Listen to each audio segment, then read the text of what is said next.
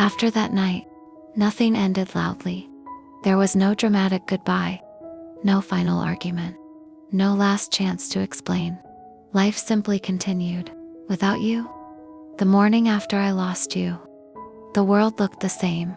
Same sky, same streets, same noise outside my window. But something inside me had shifted. I woke up slowly, confused for a moment, before the truth returned. You were gone. Not gone like someone who will come back. Gone like someone who has already made peace with leaving. I reached for my phone out of habit, not with hope this time, just reflex. There were notifications, messages from other people, but not from you. And that silence, it followed me everywhere.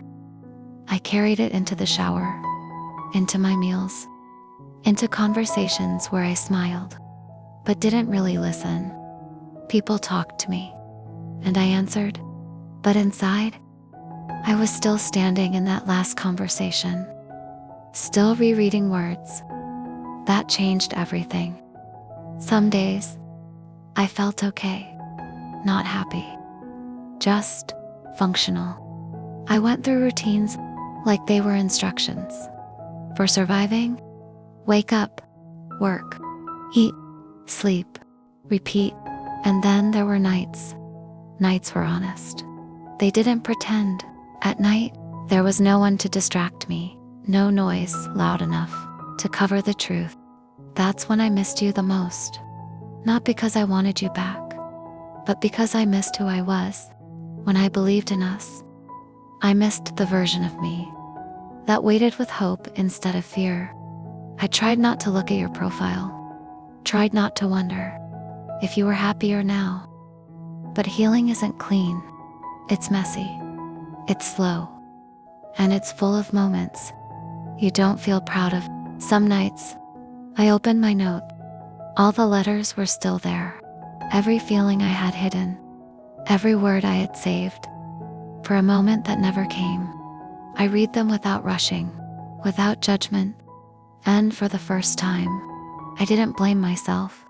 I saw someone who loved sincerely, someone who cared deeply, someone who stayed quiet, not because they didn't feel enough, but because they felt too much. That realization hurt, but it also healed something. I stopped asking why you stopped choosing me, and started asking why I stopped choosing myself. I learned that love should never feel like anxiety, that waiting shouldn't hurt this much, that silence isn't proof of depth. And slowly, very slowly, I began to let go, not of you, but of the hope that kept reopening the wound. Healing didn't arrive all at once. It came in small moments. In the first morning, I didn't check my phone. In the first laugh. In the first night, that felt real again. I slept without replaying everything. I still think of you sometimes, but the thought doesn't crush me anymore. It passes, like a memory that has learned where it belongs. You were important. You were real. And losing you hurt. But losing myself would have hurt more. So I chose to stay with myself. In my own life, I'm not healed completely, and maybe I never will be. But I'm no longer breaking. I'm rebuilding, quietly, patiently, honestly.